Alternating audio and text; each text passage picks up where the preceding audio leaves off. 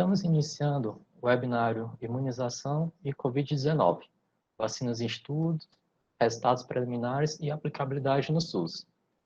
Este faz parte do conjunto de ações e eventos organizados pelo PEC Saúde e Interprofissionalidade, sendo o Grupo Tutorial Imunização, da Universidade Federal do Maranhão, Campus Pinheiro. Recebemos hoje, com muita honra, as palestrantes professora doutora Cristina Beatriz Casabuena Bonorino e a professora doutora Thelma Maria Evangelista de Araújo, a fim de conversarmos um pouco a respeito dessa temática tão complexa e indispensável frente ao contexto de pandemia mundial. Meu nome é Cecílio, sou acadêmico de medicina e serei o moderador deste webinário. Para melhor andamento do evento, nós pedimos, por gentileza, que todos permaneçam com suas câmeras e microfones desativados, ao tempo em que comunicamos que o webinário será gravado para posteriormente disponibilização no canal PEC Saúde UFMA Pinheiro do YouTube. Informamos também que os certificados serão emitidos conforme a inscrição do SIGEVENTS da UFMA, aqueles que fizeram a sua inscrição pelo SIGEVENTS, bem como pelo formulário do Google Forms, aqueles que não conseguiram realizar pelo SIGEVENTS e realizaram por esse segundo mecanismo. Fiquem à vontade para socializar comentários e dúvidas no chat, e ao término de cada palestra serão debatidas. Então, a priori, a incorporação de imunobiológicos no Programa Nacional de Imunização Brasileiro, PNI, envolve inúmeras etapas e desafios. Torna-se, assim, imprescindível delimitar seu objetivo, seja aquela incorporação para um controle, eliminação ou erradicação de uma doença, bem como uma menção específica dos fabricantes quanto à eficácia daquele imunobiológico, daquela vacina, se necessidade de dose única ou não, assim como o alinhamento com parâmetros epidemiológicos da doença. Assim, nós podemos compreender a incorporação de uma vacina ao PNI como um conjunto de estratégias de planejamento, das quais podemos citar como exemplo a articulação com a vigilância epidemiológica, o perfil do imunobiológico, articulação com as entidades científicas, propor qual será o público-alvo, dentre também as estratégias de organização, a saber, quantidade necessária daquele imunobiológico, a forma de implantação, se será implantado como rotina e ou campanha, ou no PNI, envolvimento pleno entre os três entes federativos, a saber, governo, estado e municípios, assim como a definição a respeito do processo de vacinação e a logística necessária. É também de suma importância a capacitação de todos os profissionais de saúde envolvidos, além de protocolos de registro e condução dos eventos adversos pós-vacinal bem definidos.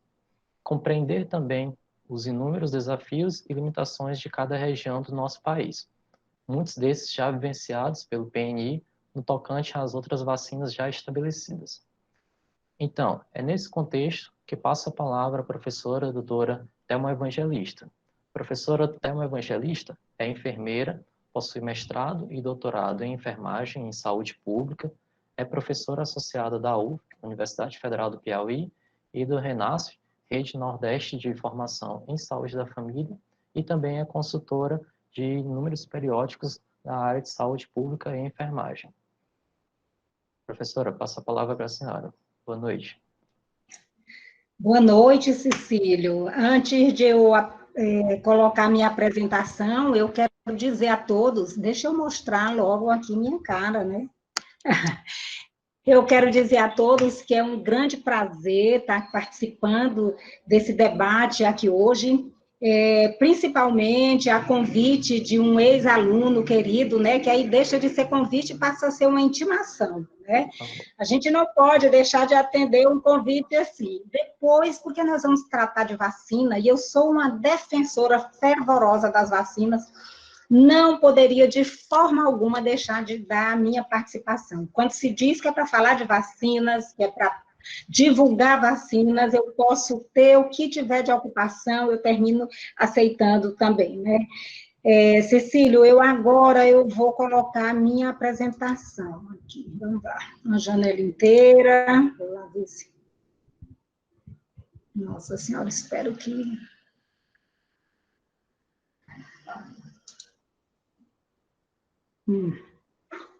A tecnologia é coisa boa, mas às vezes enche um pouquinho, né? Às vezes, mas vamos ver, acho que vai aparecer, não sei.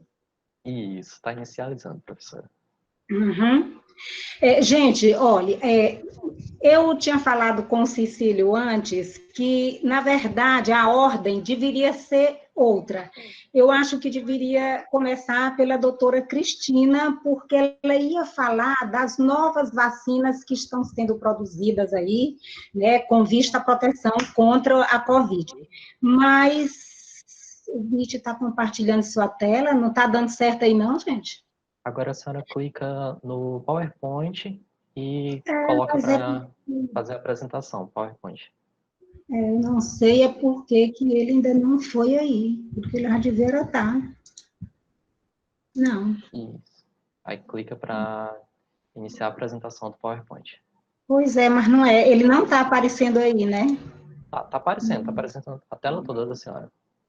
Não está aparecendo o PowerPoint. Ai, que foi isso? Tá aparecendo PowerPoint, professora. É só colocar no modo de apresentação. Está aparecendo. Ok, aí? Ótimo, professora. Está aparecendo, mas só a minha tela. Não está aparecendo, eu não estou aparecendo na tela, né? Está aparecendo a senhora e a sua apresentação. Uhum. Então ótimo.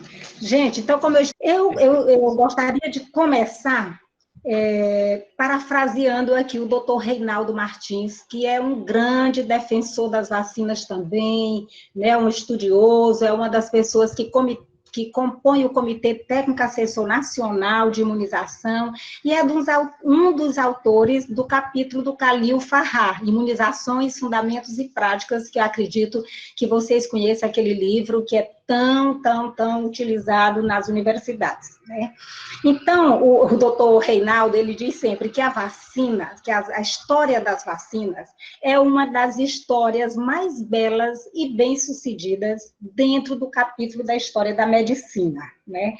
Porque, na verdade, ela não é uma aventura intelectual, assim, ela é cheia de alegrias, de sucessos, fracassos, rivalidades, conflitos, cooperações também, altruísmo, imprudência, coragem, então mistura muitas coisas aí e no final só se tem saldo positivo. É tanto que, também parafraseando Plotkin, com exceção da água potável, nenhuma outra modalidade, nem mesmo o antibiótico, teve tanto efeito na redução da mortalidade, no crescimento da população, como as vacinas.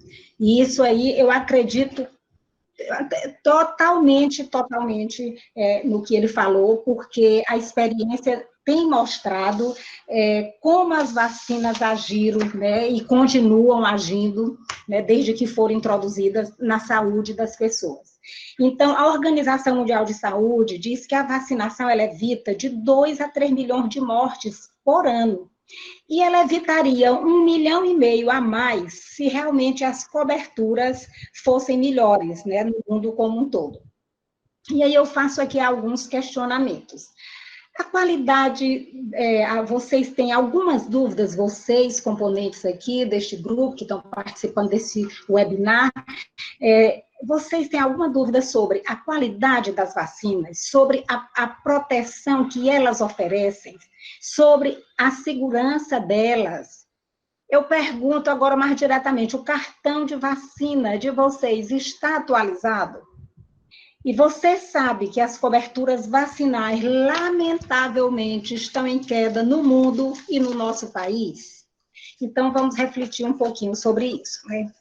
Para começar, para que a gente tenha vacinas de boa qualidade, para que a gente tenha adesão da população às vacinas, é preciso que realmente elas sejam seguras desde a sua produção até lá o final, na ponta onde ela vai ser administrada. Então, o processo de produção, de fabricação, que eu tenho certeza que a professora Cristina vai já falar sobre isso, ele tem que ser um processo muitíssimo seguro, livre, né, de tudo quanto é de insegurança que você pode imaginar. Não é à toa que uma vacina passa 10, 12 anos, às vezes, sendo produzida. Não num caso como este agora, como ela vai falar, que as vacinas vão ser produzidas em tempo recorde, né? É uma emergência assim, mundial que realmente vão bater recorde na produção de uma vacina. Mas só a produção, obedecendo a todos aqueles critérios, tendo a todo o rigor, não é suficiente. Essa vacina vai ter que ser transportada depois de produzida. Então, o transporte tem também que ser muito, muito, muito bem conduzido. E o armazenamento, ela não pode ser transportada de qualquer jeito. Vai, por exemplo, quando chega nos estados, que dos estados vai para as regionais de saúde, das regionais vai para os municípios, pode ir no carro aberto, a distância é curta, é só 50, 70, 100 quilômetros do município X para Y. Não. O transporte tem que ser seguro, independente dele andar 100 quilômetros, 1.000 quilômetros, e ela for 10 metros, o transporte tem que ter garantia de segurança. O armazenamento, é claro que não pode ser armazenada como que armazena qualquer mercadoria, né? Então, tem que ser, para ela manter a eficácia dela, tem que passar por um bom processo de armazenamento e conservação. Quanto à administração, obviamente que as pessoas que estão lidando com o processo de vacina em si precisam ter capacitação específica, não é qualquer pessoa que pode, sem um treinamento específico, ir para uma sala de vacina, porque ela é técnica de enfermagem, vai ser supervisionada pelo enfermeiro. Mas se nem a técnica e nem o enfermeiro tiverem capacitação específica para vacinação, não devem estar na sala de vacina, porque lá tem que ser pessoas que tratem com toda a segurança dessa prática, né? E o monitoramento é fundamental, porque não há nenhum trabalho que se dê em base coletiva que não deva ter uma boa supervisão, um bom monitoramento. Então, se todas essas práticas aqui forem seguras, né, quer dizer, nós teremos boa prática, nós teremos, com certeza, melhor adesão daquela população que realmente vai necessitar das vacinas, né? Mas as vacinas, elas não são administradas de qualquer forma e nem distribuídas de qualquer forma. As vacinas, elas obedecem a uma sequência cronológica, né? Que é essa sequência cronológica, que varia um pouco de um país para o outro, né? Ela obedecem a certos critérios. Por exemplo, o critério epidemiológico. Ninguém não vai estar produzindo vacina para uma doença que não acomete a população, que tem uma letalidade baixíssima, que tem uma incidência baixíssima, né? Então, com certeza não. É preciso que leve-se em consideração esses critérios epidemiológicos para que as vacinas sejam produzidas e passem a fazer parte do calendário. O critério imunológico, claro que tem que ser realmente um imunobiológico que forneça uma proteção adequada, porque se você vai produzir uma vacina que a proteção dela é 60%, 70%, 50%, 40%, não vale a pena, né? Então, tem que ser um bom imunobiológico. E, além desses critérios, ainda tem que reunir o operacional, que são vacinas que possam ser administradas simultaneamente, né? Quer dizer, no mesmo momento, para facilitar, né, a ida das pessoas às unidades de saúde. Então, isso é muito importante. E a vacinação simultânea, que muita gente tem um certo temor de que pode não ser bom, que como é que pode administrar tantas vacinas de uma vez? Pelo contrário, não há nenhum estudo que diga que a vacinação simultânea não pode ser feita, que aumenta as reações adversas. Não. Ela é recomendada sem prejuízo da imunogenicidade e também, por conta de ser feita, às vezes, simultaneamente, também não aumenta os eventos adversos nem locais e nem sistêmicos, né? E esses esquemas, eles são elaborados para proporcionar o máximo de proteção contra as doenças, mas para isso é obrigado se obedecer o número certo de doses. Se a vacina tem 3 doses, não adianta tomar uma só ou 2, que não vai ficar suficientemente protegido. A idade mínima e máxima para receber cada vacina tem que ser rigorosamente obedecida. Se é uma vacina para uma criança de 12 meses, por exemplo, como é o caso da VTV, eu não vou fazer essa vacina aos 6 meses, aos 7, aos 8 meses, e particularmente no caso da VTV, eu até poderia fazer numa campanha, mas não seria considerada como dose válida. Quando a criança chegasse aos 12 meses, ela teria que repetir. Ou então, a gente faz também frente a casos suspeitos, que uma criança possa ter sido contato, nesse caso se antecipa, né, na idade, mas não é considerada como dose válida. Os intervalos, é fundamental que se obedeça os intervalos. Ah, eu tomei uma dose da vacina contra a hepatite B, a segunda dose eu teria que tomar com 1 mês. Mas eu me esqueci e só me lembrei 1 ano depois que eu tinha que tomar. Tá, você lembrou 1 ano depois? Pode prosseguir. Vacina tomada é vacina considerada, né? Ninguém vai recomeçar esquema de vacinação. Vai sempre prosseguir. Só que, nesse ínterim, você ficou descoberto. Então, você ficou com o risco de adoecer, né, daquela doença contra a qual deveria ter sido vacinado. Então, as faixas etário-alvo da população também tem que ser respeitada. Tem vacina para idoso, para adulto, para criança, para adolescente, né?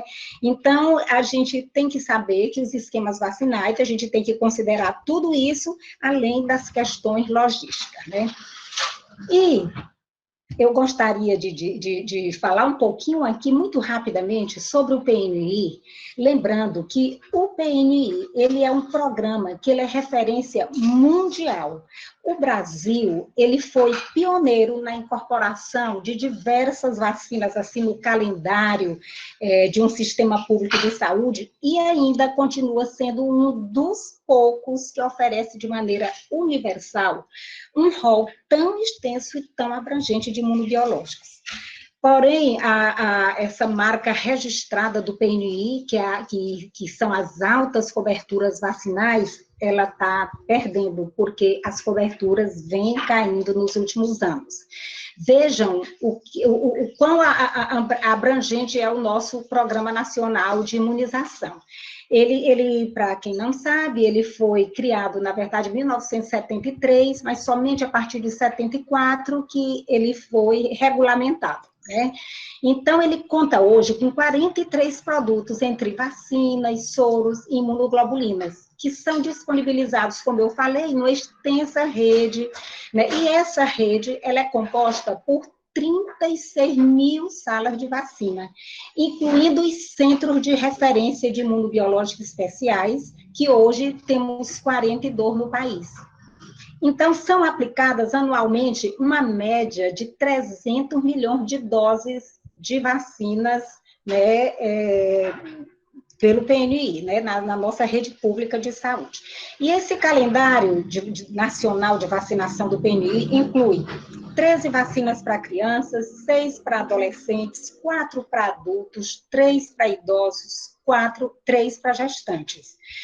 Mas, além dessas vacinas que são utilizadas na rotina, que são administradas na rotina, ela também oferece outros imunobiológicos, como vacinas especiais, a dupla adulta,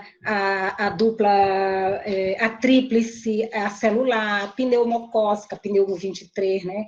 A IB, monovalente, né? As imunoglobulinas também, do tipo imunoglobulina contra hepatite B, contra varicela zoster, contra raiva, e a antitetânica, além de soros. São vários os soros, né? Antitetânica, antidifitérico, antirrábico,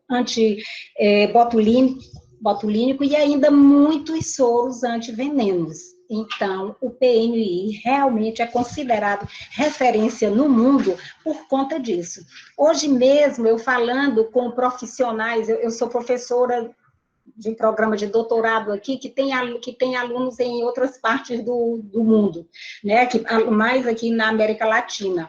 e uma aluna do Uruguai me dizendo, nós temos um bom programa de vacinação, nós oferecemos vacina para a criança ao nascer, depois quando a criança está com 1 ano, depois a criança com 2 anos, depois, aí eu disse, pois eu vou lhe falar do nosso, o que ele oferece.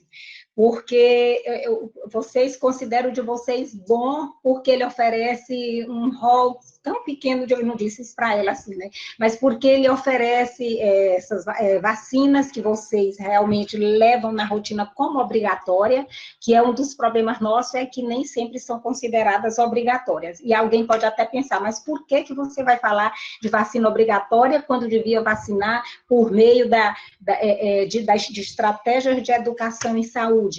Mas, às vezes, a gente é obrigada a utilizar de certas estratégias, mesmo estando no ano de 2020, não como fez Oswaldo Cruz naquela época, porque ele não tinha os meios de comunicação que nós temos hoje, mas, no meu entender, eu acho que nas escolas deveria realmente a matrícula ser realmente associada à questão do cartão de vacinação.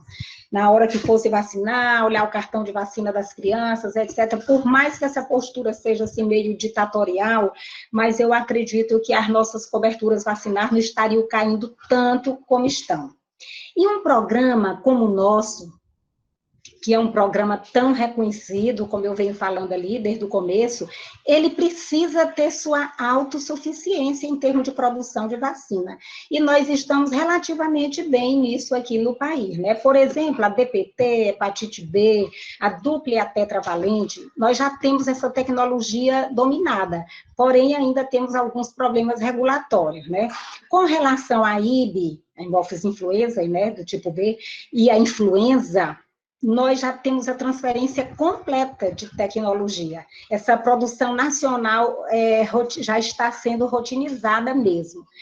A vacina tríplice viral, essa tecnologia, a transferência da tecnologia já foi finalizada e registrada na Anvisa. E desde o ano passado, que já era para ser totalmente nacional, né? A pneumodesvalente, rotavírus, HPV, meningocócica e conjugada e meningocócica C conjugada, essas ainda estão em processo de transferência de tecnologia.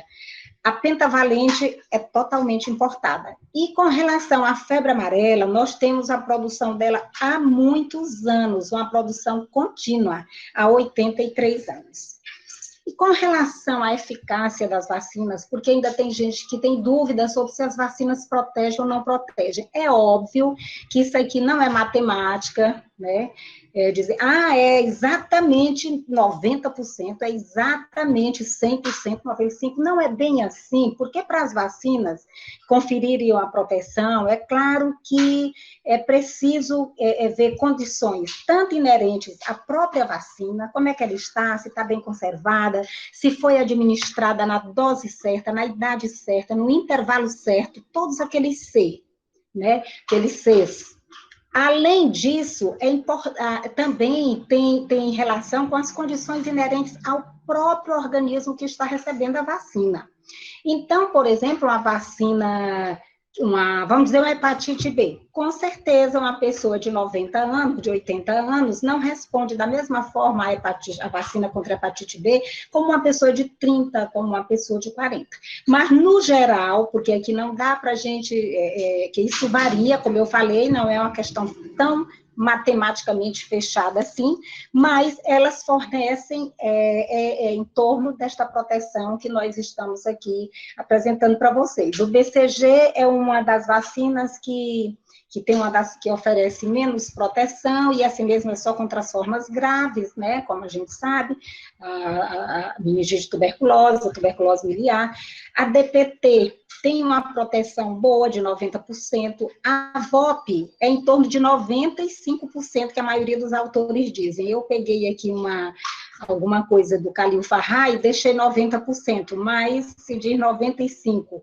A hepatite B, entre 95% e até 100%. A IB, a maioria dos autores diz que ela chega a 98%, 100%.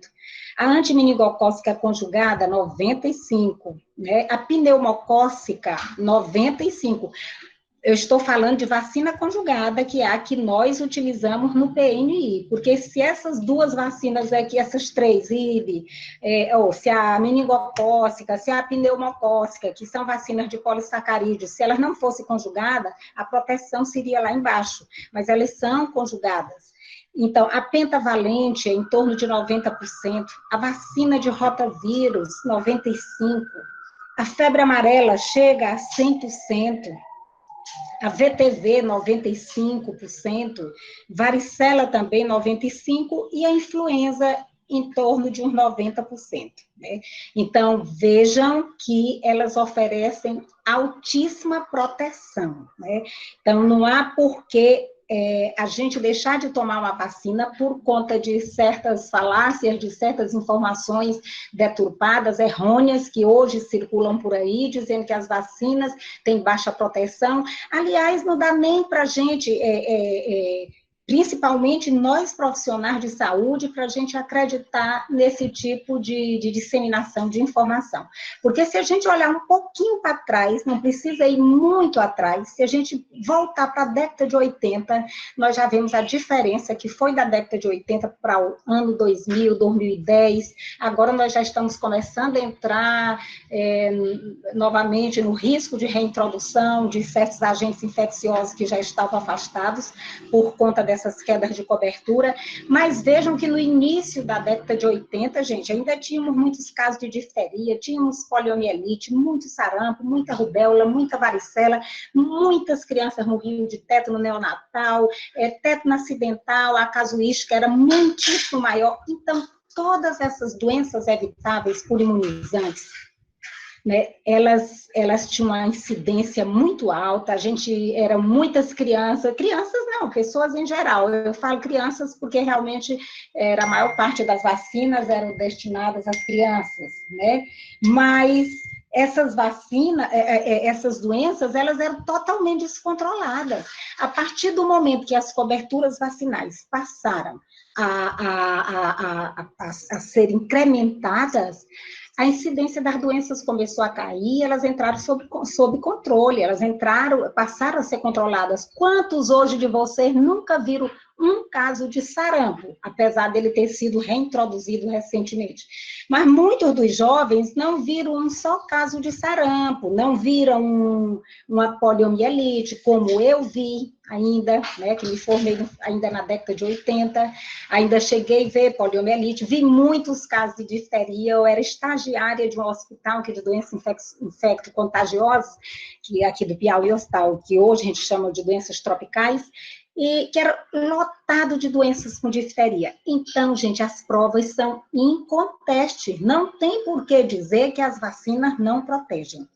E aqui eu estou dando uma passeada rápida no calendário, que é só lembrando que nós temos calendário da criança, do adolescente, da gestante, do adulto e idoso. O calendário da criança, nós oferecemos vacina desde o nascimento, né? O BCG e a hepatite B, que deve ser dada logo ao nascer, né? BCG e hepatite B são duas vacinas que, ao nascer, já devem ser administradas, e a gente não deve protelar o uso da vacina contra a hepatite B, principalmente se a gente não sabe do estado sorológico da mãe para a hepatite B, porque é uma forma da gente evitar a transmissão vertical, é fazer em mais tenra idade, fazer nas 12 primeiras horas, né, a hepatite B, deve ser feita assim. E com 2 meses nós temos a penta, temos a vacina inativa contra a polio, a pneumo 10 e a rotavírus. Com 3 meses nós temos a meningocócica C, né, aqui a do PNI. Com 4 meses nós temos a segunda dose, né, quer dizer, da penta, da VIP novamente, da pneumo 10 valente e rotavírus. 5 meses temos a segunda dose da meningocócica, e com 6 meses temos terceira da penta e da VIP. Aqui já não temos mais nem pneumo, nem rotavírus, nem meningo. Com 9 meses temos febre amarela, 12 meses VTV, pneumo 10, meningo C, reforço. Tanto a pneumo quanto a meningo C, com 12 meses, são reforço, né? Com 15 meses, além da hepatite A e tetraviral, nós temos o primeiro reforço da DPT e primeiro da vacina oral contra pólio. Então, só se toma vacina oral contra pólio depois de 1 ano de idade, né? Quer dizer, com 15 meses é que é feito o reforço da VIP, feito com VOP. Aos 4 anos de idade, tem-se o segundo reforço da DPT, o segundo da VOP. Temos ainda, hoje, é uma coisa nova, novamente, a febre amarela, ela vem tendo alteração, assim, às vezes até duas vezes por ano. Veja que a febre amarela hoje tem um reforço aos 4 anos de idade. Já teve, já saiu e já voltou. E aos 4 anos, temos também a varicela.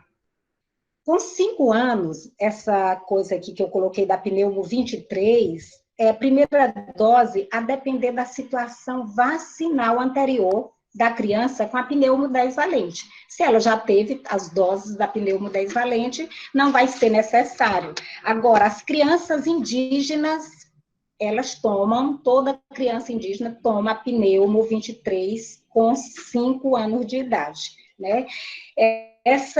Eu coloquei aqui uma observação com relação à febre amarela, porque pessoas que foram vacinadas com febre amarela antes de 5 anos de idade, elas devem receber aí, em qualquer época aí da vida, que de preferência seja antes de 60 anos, mais uma dose da vacina, uma dose de reforço, certo? Então, e tem algumas vacinas, deixa eu voltar. Tem algumas vacinas, como a tetraviral, a hepatite A, meningo e pneumo, que elas, quando as crianças perderam a oportunidade de se vacinar, elas devem ser vacinadas se chegarem à unidade de saúde com até 4 anos de idade. Com relação aos adolescentes, todas as vezes que a gente vai fazer uma vacina do adolescente, é importante pedir o cartão de vacinas. Por quê? Nós precisamos verificar a situação vacinal anterior dele. Se ele já tem 3 doses de hepatite B de quando era criança, ele não precisa mais tomar. Mas se ele não tem, vamos fazer as 3 doses. Né? As 3 doses, eu digo com aquele intervalo de 30 dias da primeira para a segunda e de 5 meses da segunda para a terceira, ou seja, 6 meses da primeira para a terceira. Além disso, ele faz meningo C, né, com 11 anos, entre 11 e 12 anos, como dose única, né, dose única. Febre amarela, a gente faz se ele não for vacinado, ou se até disser que foi, mas não tem como comprovar, ou se ele tomou uma única dose antes dos 5 anos, só nessas situações, senão não é necessário fazer. A VTV, como são 2 doses, digamos que ele tenha tomado 2 doses em menores de 30, né, em até 29. Se ele tomou 2 doses já na infância, ele não precisa mais, mas se ele tomou só uma dose, ele precisa tomar mais uma. Se não tomou nenhuma, tem que tomar 2. E HPV, que é a menina, né, toma entre 9 a 14 anos, ela toma 2 doses com intervalo de 6 meses de uma para outra. O menino ainda continua recebendo a vacina só a partir dos 11 anos de idade. Então, é de 11 a 14 anos, do mesmo jeito, 2 doses com intervalo de 6 meses.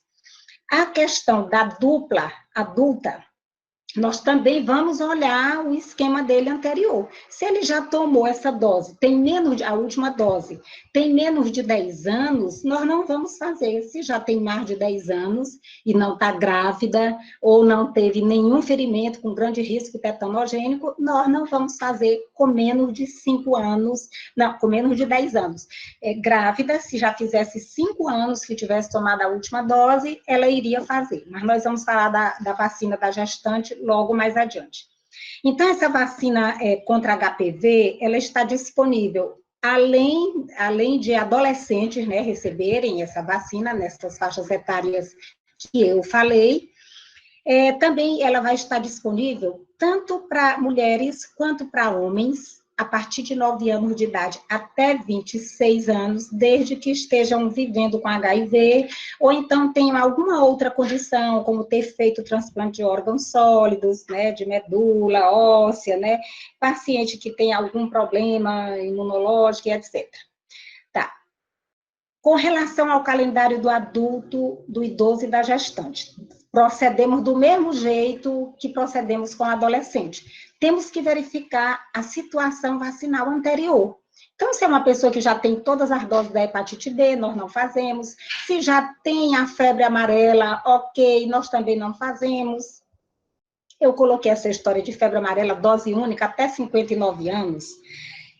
Preferencialmente, né? Quer dizer, a gente deve evitar estar fazendo nas pessoas de 60 anos ou mais, e só fazer essa vacina em maiores de 60 anos, com prescrição médica, para saber se essa pessoa vai para uma área mesmo de extremo risco, se há uma necessidade extrema de tomar. Se não, não há porquê, né?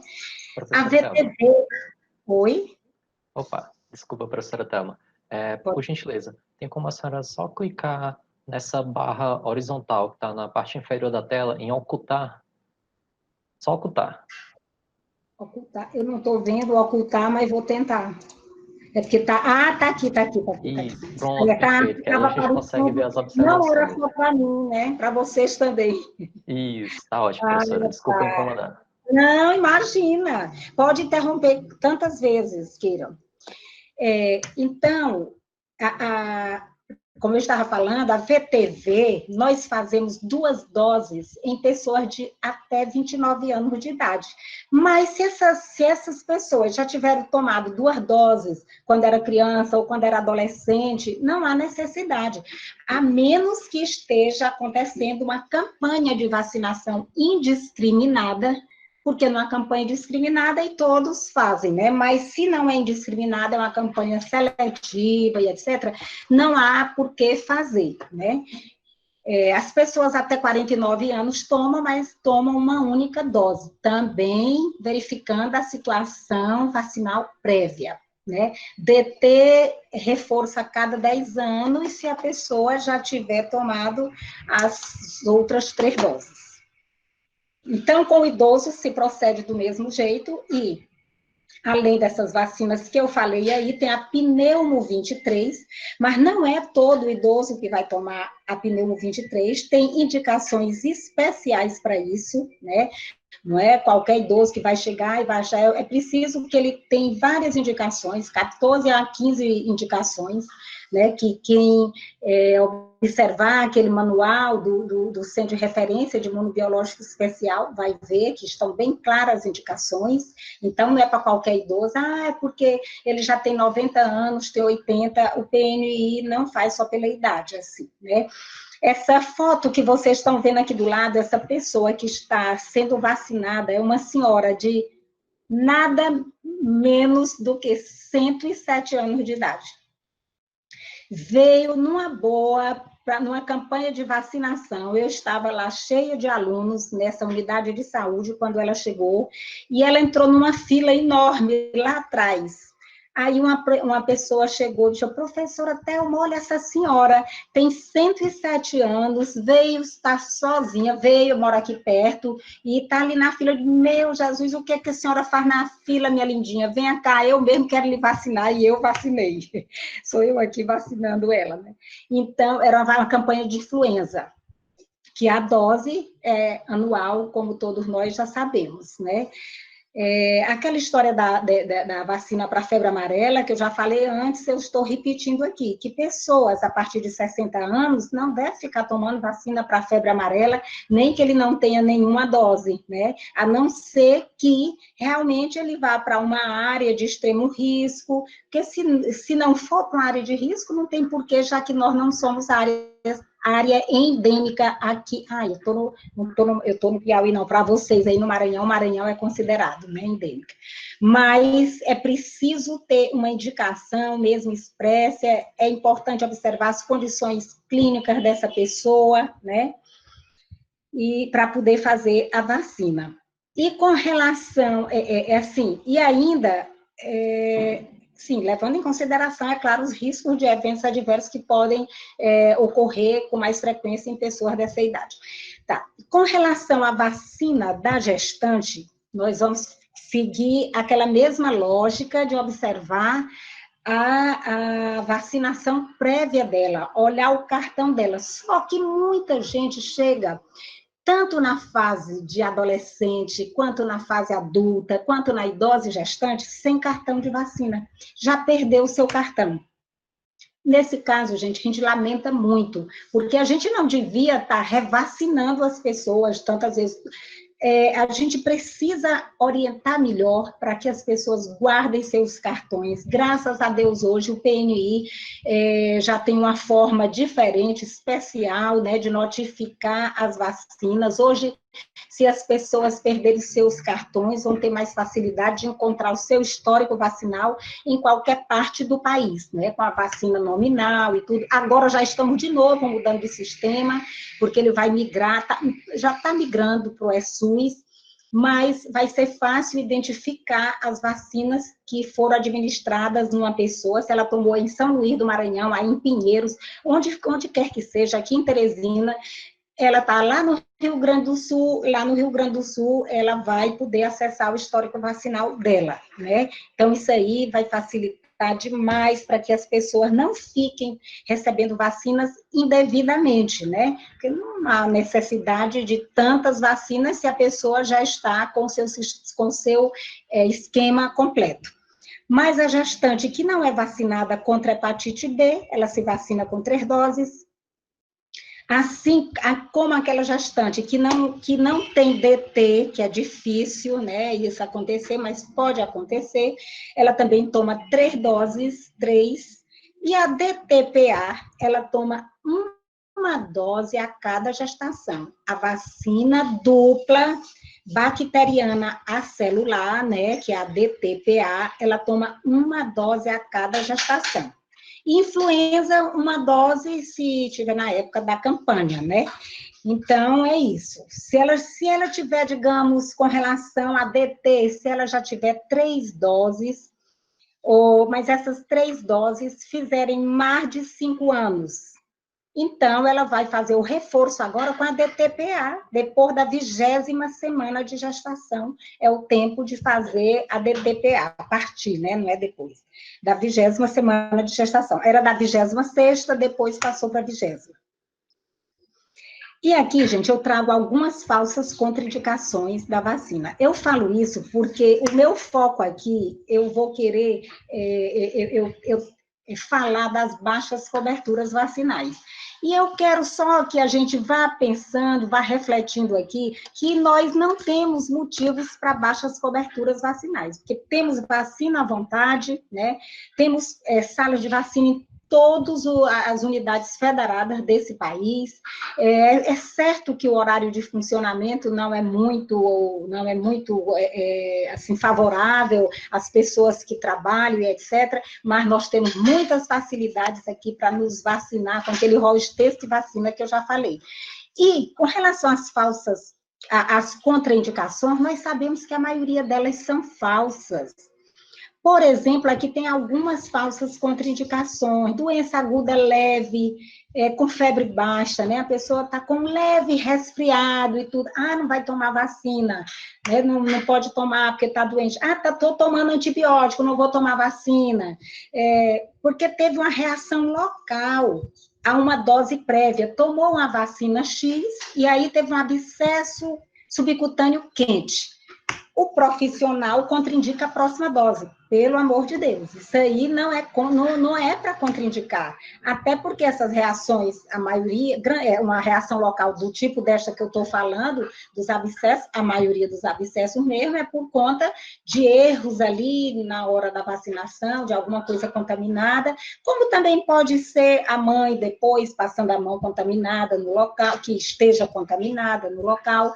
Mas o fato é que um abscesso subcutâneo quente desse não tem nada a ver com um problema imunológico ou outro qualquer desse que vá contraindicar a próxima dose da vacina.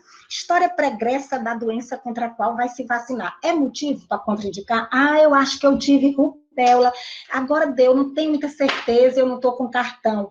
Sim, mas não tem problema, se você não tem certeza que teve a rubéola, e hoje está sendo vacinada aqui com VTV, tome, isso aí não é contraindicação, não tem porquê, né, não tomar.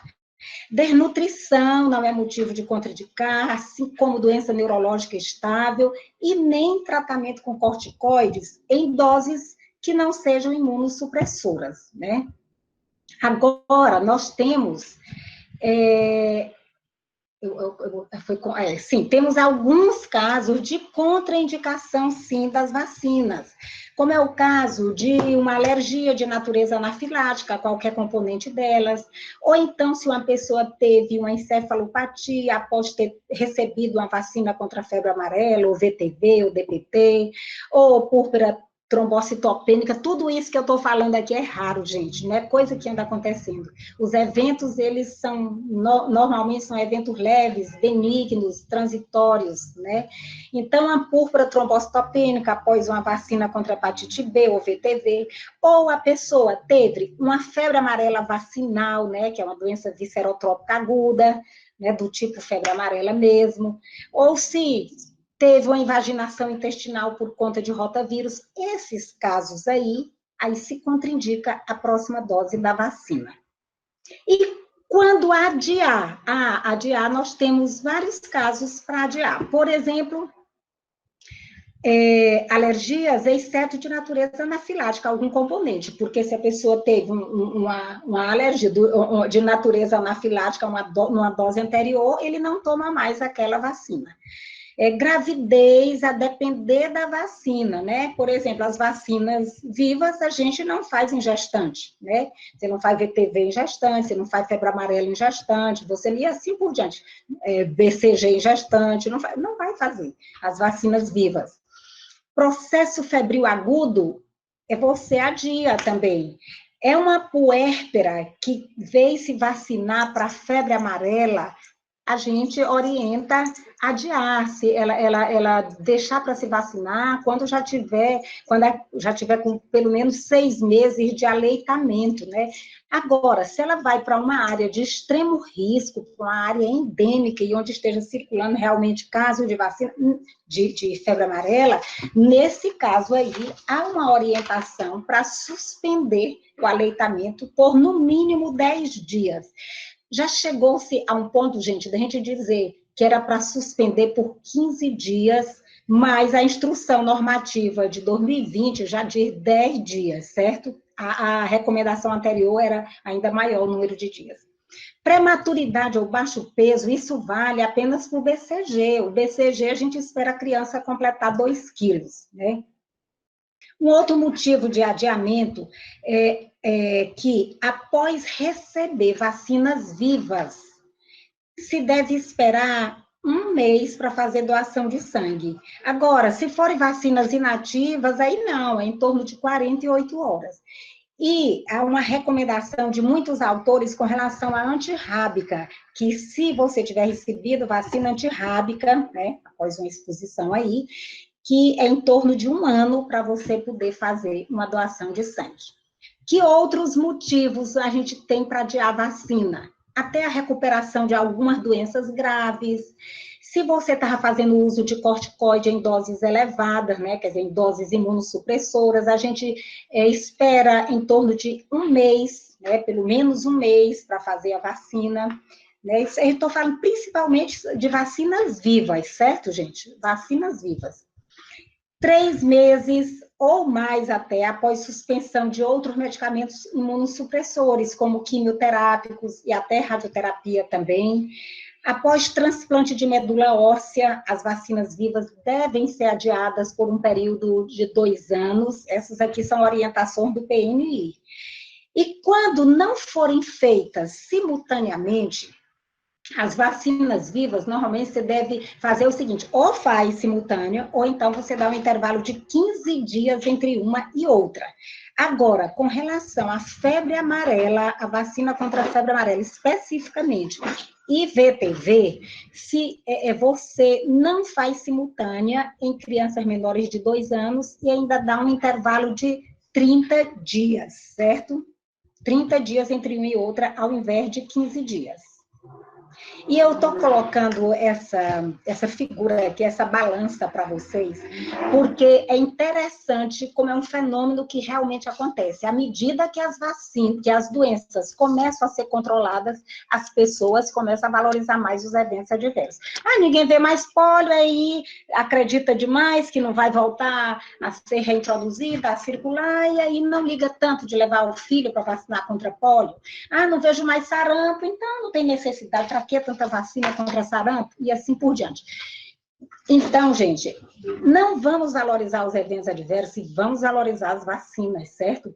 As vacinas já erradicaram a varíola no mundo, já fizeram a erradicação regional da poliomielite, quer dizer, aqui nas Américas, né, no Brasil ela foi realmente erradicada, mas estamos no risco aí, porque as coberturas estão caindo, não há de se estranhar se a poliomielite voltar a ser reintroduzida no nosso país.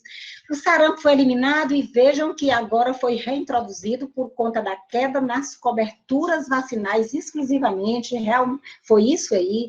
Redução de casos por hemófilos, de meningite por hemófilos, a gente sabe que foi drástica a redução. O tétano neonatal, ninguém vê mais criança morrendo de tétano neonatal, né? A rubéola foi totalmente também, não está mais só na perspectiva, ela está aí eliminada, a difteria está super controlada, a coqueluche ainda está controlada, e assim por diante. Nós temos muitas doenças que ainda estão sob controle, outras eliminadas e até erradicadas, como foi o caso da varíola. Então, por que vamos ficar valorizando eventos adversos, dizendo que as vacinas não são 100% eficazes e seguras, que eventos podem ocorrer? Claro que pode, porque não há nenhum produto biológico que seja tão inócuo a ponto de não produzir evento adverso. Então, as vacinas podem, mas a maioria desses eventos são leves e transitórios. Então, esses eventos nunca são mais graves do que a própria doença contra as quais elas protegem. E há uma atribuição falsa de eventos adversos às vacinas. Muitos profissionais de saúde não têm um pingo de cuidado ao examinar um paciente, ou atender um paciente que tomou a vacina e chegou com certa sintomatologia, com certos sinais e sintomas, eles já vão logo, não são todos, gente, estou falando de alguns profissionais, já vão logo atribuindo ali a vacina, né? Quer dizer, lhe atribuem um evento que não lhe é próprio. Então, a pessoa tomou a vacina contra pólio, aí chega com febre, polio oral não anda dando febre em ninguém, minha gente. A pessoa não pergunta nem que vacina, se diz, tomou vacina ontem, antes de ontem, foi da vacina, pronto. Então, a gente tem que realmente rechaçar essa postura. Nós não podemos estar atribuindo eventos à vacina sem uma investigação séria, para a gente ver se aquele evento é mesmo causal ou se é apenas temporal, se apenas está coincidindo com o recebimento da vacina, né? Então, essa história de dizer que há possibilidade de eclosão de eventos neurológicos e outras controvérsias aí sobre vacina, nós temos que orientar, disseminar informação correta, segura para a população, porque se nós fôssemos levar em consideração essa história desses eventos leves que elas produzem, ninguém tomaria um AS, porque eu mostro, às vezes, em sala de aula, quando eu estou ministrando aula sobre evento adverso, eu mostro essa bula do AS, mostrando que se fosse para olhar os efeitos que um simples AS produz, ninguém tomaria. Imagine tantos efeitos gastrointestinais, tanto sobre o sistema nervoso central, hematológico, reação de hipersensibilidade. Então, nós precisamos realmente ter mais responsabilidade com as vacinas. Aliás, uma conquista dessa foi muito grande para a gente deixar ser jogada fora, para a gente perder e para voltar àquele mundo que a gente tinha antes, né?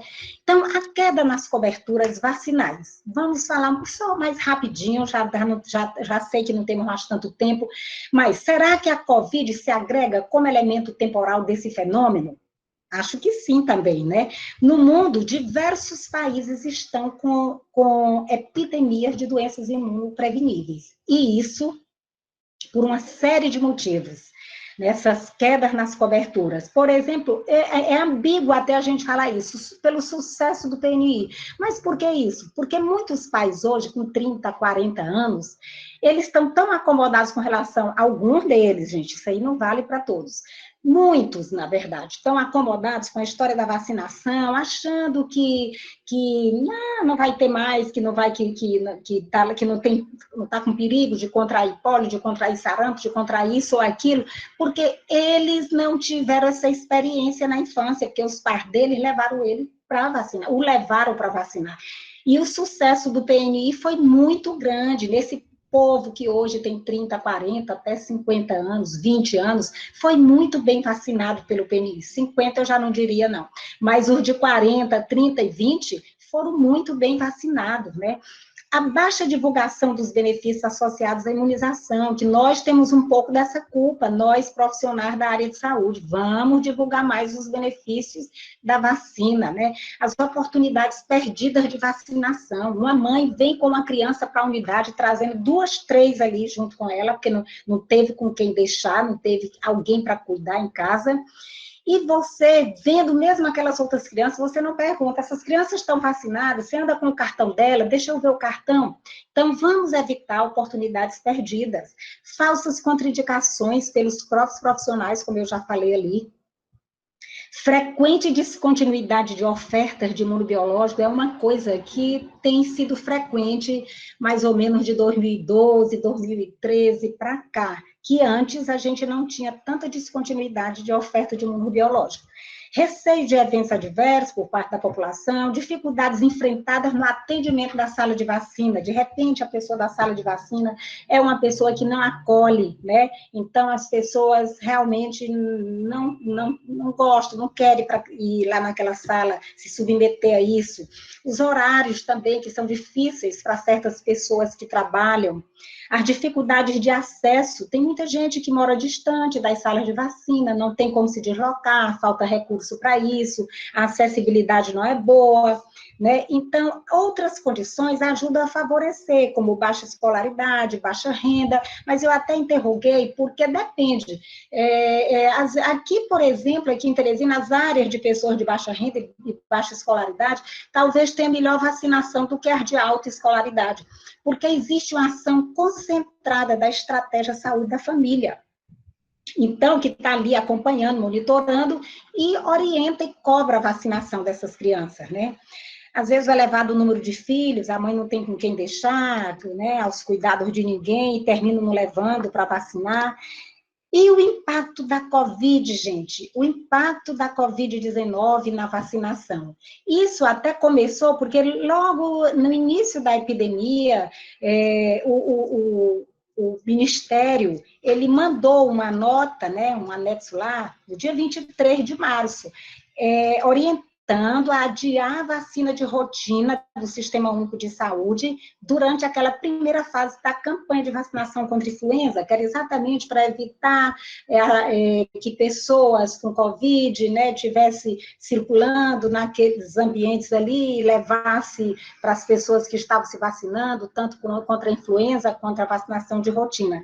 Só que desde o dia 16 de abril, que era para essas atividades de vacinação terem sido retomadas normalmente, mas ainda hoje as salas se encontram meio vazias. É uma realidade aí do Maranhão, nossa, do Piauí, do Brasil como um todo. As salas de vacina não estão atendendo na mesma perspectiva de antes, né? As pessoas precisam ser orientadas a buscar a vacinação de rotina. E nós temos uma coisa triste hoje, que são esses perigosos movimentos anti-vacinas, né? A OMS disse recente que esses movimentos, eles são tão perigosos quanto esses vírus emergentes que estão surgindo por aí, como é o caso até agora dessa emergência do coronavírus, né? Por quê? porque eles ameaçam exatamente a reverter um progresso alcançado no combate às doenças evitáveis por imunizante. Conseguiram, conseguido com tanto suor, a tão duras custas, né, para, de repente, um movimento anti-vacina desses que circula aí mundo afora, é até menor no Brasil do que em países desenvolvidos, né? Nos países mais desenvolvidos, esse movimento está muito mais encorpado. Imaginem que eles têm 500 websites impulsionados pelas redes sociais, especialmente pelo Facebook. Aquele site Amazon também está vendendo livros e livros e livros falando mal de vacinas, dentro desse movimento anti-vacinação.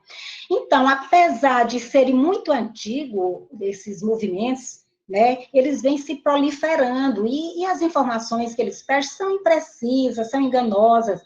Eles falam da falta de confiança das vacinas, falam de que é uma violação ao direito corporal, que os motivos religiosos hoje são os que menos pesam. Isso aí era mais há muitos anos atrás, porque desde que foi iniciada, esses movimentos surgiram quase para e passa a criação das vacinas, né?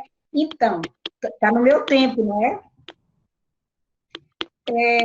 Então, antes, as pessoas tomavam, recusavam, porque dizia que se Deus decretou que alguém deveria morrer, por exemplo, de varíola, tinha um pecado modificar a vontade de Deus pela vacinação, imagina. Mas hoje, você quer falar comigo, Cecília? Eu estou ouvindo algum barulho? Não. Não, professora, Mas foi apenas hoje... uma pequena interferência. Pode ficar super à vontade, professora, tá Eu ótimo. sei que eu estou sem tempo, né, já estou no Não, pode finalzinho. até ficar à vontade. Está muito, muito esclarecedora. Vários comentários, tem até perguntas bem consistentes aqui no chat. Tá, o pessoal gostando bastante. Tá certo. Então, hoje, gente, existem correntes aí influentes que falam sobre sobrecarga imunológica da vacina, essas coisas que, às vezes, um pai abre um Google para ler aqui, alguma coisa, vai abrir logo o doutor Google, né, que está cheio de informações errôneas com relação à vacina. E aí... Lá você vai ver que estão falando que a administração de vacina combinada, de vacinas simultâneas, que isso aí não é uma boa, que o sistema imunológico de uma criança não pode responder, que até os 2 anos de idade uma criança recebe 21 injeções com 33 vacinas e que ela não pode dar resposta a um tanto de vacina dessa. Ainda diz que essa situação ela pode ser agravada pelo que tem lá na composição das vacinas, como o excesso de alumínio, e isso é informação errada, né, que é dada por aí nas redes sociais, como excesso de alumínio, de albumina purificada do sangue humano, presente nelas, e etc. Na verdade, gente, essa corrente que fala dessa sobrecarga imunológica, eles estão falando sem fundamentação, né? Porque há muitos outros estudiosos, a doutores na área, a professora Cristina, que vai chegar aí agora, que é imunologista, pode reiterar isso aqui que eu estou falando, que isso não é verdade. Por exemplo, tem um livro, que eu não sei se vocês conhecem, aquele Recusa de Vacinas, Causas e Consequências. É um livrozinho mesmo pequeno, né? Não é tão denso. Ele é do doutor Guido Levi, que é um infectologista e foi vice-presidente da SBIM em 2 gestões, e agora ele é o secretário atual. Ele diz, imagina, ele diz que se uma criança dessas, menor de ano até, tomasse, por exemplo, 11 vacinas de uma vez, que nenhuma criança toma um absurdo de vacina desse simultaneamente, ela não ocuparia 0,1% do sistema imunológico dela. Agora, imagina com o número de vacinas que ela toma. Então, são informações infundadas. Além disso, nós temos também outros movimentos aí, o movimento de hesitação vacinal, que eu não sei se vocês já ouviram falar dele. Ele é definido como atraso em aceitar vacina ou mesmo a recusa em aceitar vacina. Então, por exemplo, quem entra nessa onda de que a criança, sistema imunológico de um bebê não responde a tantas vacinas de uma vez, então os pais começam a atrasar a vacina. Não vou dar essas 4 vacinas, eu dou uma, quando ele tiver com 1 ano eu dou outra, quando ele tiver com 1 ano e 8 meses eu dou outra, e assim para frente, por diante. Então, esse movimento de hesitação vacinal, ele surge influenciado por vários fatores, que a Organização Mundial de Saúde já formou um grupo, né, o SEIJ, exatamente para estudar, para definir o que é isso e para ver quais são os fatores que têm influenciado nessa hesitação. E eles chegaram a um consenso de que eles colocaram como modelo dos 3C. Eles disseram que está relacionado à confiança, à complacência e à conveniência. Que confiança? Que não está tão grande assim a confiança na eficácia e na segurança das vacinas, no sistema de saúde que as oferece também, né? Quais são as motivações que tem para recomendá-las, né? Com relação à complacência, o que é que eles dizem? Beber aqui uma aguinha. Eles falam que hoje há uma baixa percepção de risco de contrair a doença por parte de muitas pessoas. Então, se a pessoa não está se sentindo em risco, acha que seu filho não está em risco se não se vacinar, ele simplesmente não leva para vacinar. Ele pode recusar a vacina. Então, esse movimento de hesitação não é só de recusa. É recusa, mas também tem aqueles que atrasam propositadamente a vacina, né? E tem também a questão da conveniência, que depende da disponibilidade física, que eles acham que é demais um bebezinho receber tantas vacinas. Às vezes a acessibilidade geográfica não é boa, ou então a capacidade de compreensão das informações recebidas também pode não ser tão boa. E em alguns outros países aí tem outro inconveniente, outro fator, aliás, que influencia, que é a questão do pagamento de muitas vacinas, porque não é em todos os países que há um cardápio tão grande como esse nosso aqui no Brasil, né, de oferta de vacinas universais. Eu não vou falar desse instrumento, mas eu quero só dizer uma coisa, que apesar desse movimento ser reconhecido, esse movimento de hesitação, não está sendo muito fácil mensurar, quer dizer, como mensurar essa coisa aí, isso ainda está sendo um desafio.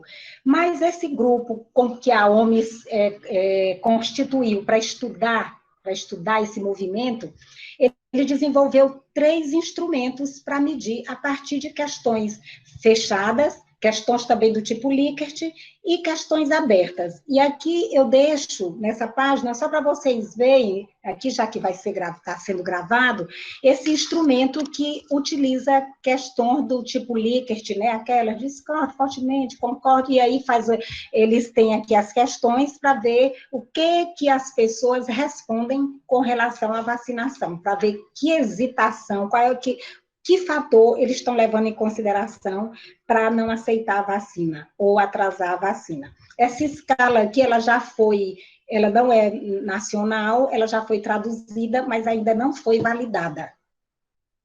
Então, para a gente lidar com esse movimento de hesitação e também com os movimentos anti-vacinas, há muitos autores aí que dizem que cientistas brasileiros, bem como autoridades sanitárias, nós, profissionais da área de saúde como um todo, que nós devemos encabeçar e acelerar um forte movimento de divulgação sobre a utilidade das vacinas, com informações, assim, bem certeiras, bem coerentes, né? Que a gente fale bem dos benefícios dela, com mensagens muito positivas mesmo de esclarecimento. Inclusive, reverenciando cientistas que já enfrentaram essa luta, como é o caso de Oswaldo Cruz e de outros, né? E não só, gente, principalmente lembrando de todo esse sucesso conseguido pelas vacinas, lembrando, pedindo para as pessoas olharem um pouquinho para trás e verem quanto o nosso perfil epidemiológico mudou em função das vacinas, né? Quantas mortes foram reduzidas, quantas doenças não foram enfrentadas por conta da vacina. Então, aproveitar todos os espaços, gente, especialmente eventos científicos, para divulgar informações úteis sobre vacina. Profissionais devem receber capacitação contínua e sistemática sobre vacina para adotar condutas adequadas, porque, de repente, um próprio profissional da saúde pode estar trabalhando contra as vacinas, falando de coisas que já não existem mais, porque o conhecimento de vacina é muito dinâmico. Imagina, todos os anos, eu dou um texto meu para uns alunos na disciplina de doenças infecciosas. E aí, quando chega no outro semestre, às vezes eu vejo algum aluno com aquele meu texto já na mão, na minha aula. Eu digo, meu querido, pegue o lixeirinho aí, jogue ele dentro, porque ele não serve mais, porque ele já tem muitas mudanças. Então, de um semestre para o outro, às vezes já tem várias mudanças na vacina. Então, o conhecimento dele sobre as vacinas é uma coisa muito dinâmica, a gente tem que estar constantemente atualizada, né? Atualizados. Melhor inserção das vacinas nos currículos da área da saúde. Vamos, vacina é coisa de todo mundo, é de médico, é de enfermeiro, é de dentista, fisioterapeuta. Nós, profissionais da área de saúde, devemos ter conhecimento sobre vacina, não só médicos e enfermeiros. Tudo bem que médicos e enfermeiros aprofundem mais esse conhecimento, mas todos devemos ter. Maior atenção dos gestores à política de vacinação. Claro, gente, tem que prover os meios necessários para que a vacinação seja realmente, a prática de vacinação seja operacionalizada da melhor forma possível. Não adianta estar vacinando em qualquer lugar, numa sala subescondida, encontrar a pior sala que tem dentro da unidade de saúde, a mais escondida que tem para colocar uma sala de vacina dentro, aí não está querendo mesmo vacinar, né? Então, nós temos que ter todos esses cuidados, ter estrutura adequada para a vacinação. E aqui, quase dos últimos mesmo slides, eu estou só mostrando, com relação à queda das coberturas, vejam como de 2016 para cá, ela tem se intensificado. Eu estou mostrando aqui nessa primeira tabelinha a imunização do país, né, do Brasil, nesse período de 2010 a 2020. Vejam que em 2010, a exceção de vacinas que estavam sendo introduzidas, como a pentavalente, que ainda não tinha nem sido, está zero, como a pneumo, que tinha sido introduzida recente, que estava 24, né, e a meningo, que também estava sendo introduzida, as vacinas que já estavam aí, estavam com altíssima cobertura. E aqui eu selecionei só algumas, não peguei todas as vacinas do calendário. Eu peguei exatamente aquelas que ainda estão com maiores problemas ultimamente, que os estudos têm mostrado queda drástica na cobertura delas. E veja que em 2017 foi muito acentuada a queda, as nossas coberturas no país como um todo tão heterogêneas, os municípios brasileiros, nenhum município praticamente está atingindo a cobertura mínima necessária para todas as vacinas, né, para todas, porque o certo era que cada município atingisse a cobertura mínima necessária para todas. Nós temos coberturas heterogêneas por município, por estado e por vacina, né? Então, tipo assim, vacina tal, BCG, vamos dizer que a cobertura dela sempre foi mais alta, porque ao nascer a criança já recebe logo ali na maternidade, aí era mais alta a cobertura. Outras que têm 3 doses já ficam com coberturas mais baixas, porque a gente faz o cálculo de cobertura a partir da dose completa, não adianta fazer de primeira, segunda, tem que fazer nesse caso da terceira, e assim por diante. E vejam esse ano de 2020, que já se passaram 7 meses, amanhã é o último dia do mês, e as coberturas aqui não estão nada boas do Brasil em 2020. E vejam que o Maranhão aqui está muito pior ainda. BCG, 32%, que é isso, gente? Que já era para estar 60%, por aí assim agora. Meningo, 36%, penta, 25%, pneumo, 39%, pólio, 35%, e VTV 34. Então, estão terríveis as coberturas. Se nós continuarmos com coberturas baixas assim, nós vamos ter o risco da reintrodução de muitas doenças que a gente não estava mais acostumado a ver, a lidar com elas, né? É lamentável que vamos voltar à década de 80, de 70, quando a gente deveria estar avançando nisso. E aqui eu estou mostrando as coberturas do Brasil, do Piauí e do Maranhão em 2020. Veja que o Maranhão está numa situação ainda mais delicada com relação às coberturas, mais do que o Piauí, né? E em relação ao país também. Então, estamos precisando vacinar, vacinar e vacinar, né? Divulgar muito a vacinação. Por fim, gente, porque o horário também já acabou, né? Eu falo demais. As vacinas, como imunoterapia e diagnóstico precoce, sempre foram essenciais para a saúde pública, né? O Brasil, com 210 milhões de habitantes, ele tem enorme demanda de vacinas, por isso ele precisa ser autossuficiente em vacinação e em produção de vacinas. Então, nós até que temos já muitos laboratórios importantes e nós temos muitas vacinas já sendo produzidas aqui, né? Ainda bem que nós precisamos, nós temos uma oferta muito ampla de vacinas. Novas demandas estão surgindo aí, como é o caso agora, né? Nós temos uma demanda grande de vacinas contra a Covid, né, que estão sendo produzidas aí em caráter emergencial e precisa ser, né, para que a gente possa controlar essa terrível epidemia, e não vai parar aqui na Covid. Novas demandas vão surgindo, há sempre a emergência de algum vírus, de alguma bactéria, de alguma doença que precisa de um controle efetivo e que, por meio da vacina, é, sem dúvida, 1,5 milhão, né? Então, essas novas demandas em função da emergência e reemergência de doenças infecciosas. Por conta de tudo isso que a gente está colocando aqui, de grandes deslocamentos populacionais, hoje as pessoas viajam demais, né? Tem muito fluxo migratório também, tanto interno quanto externo, né? Mudanças ecológicas, aquecimento global, tudo isso aí exige uma forte capacidade científica e tecnológica, e as vacinas estão aí entre as principais. Não vacinar é que causa dor, vacinar não causa não. Então, não vacinar é que causa dor, sequela, incapacidades, maior custo com tratamento, maior custo social e mortes. A prevenção, ela proporciona vida saudável, bem-estar e custo-benefício muito maior do que curar.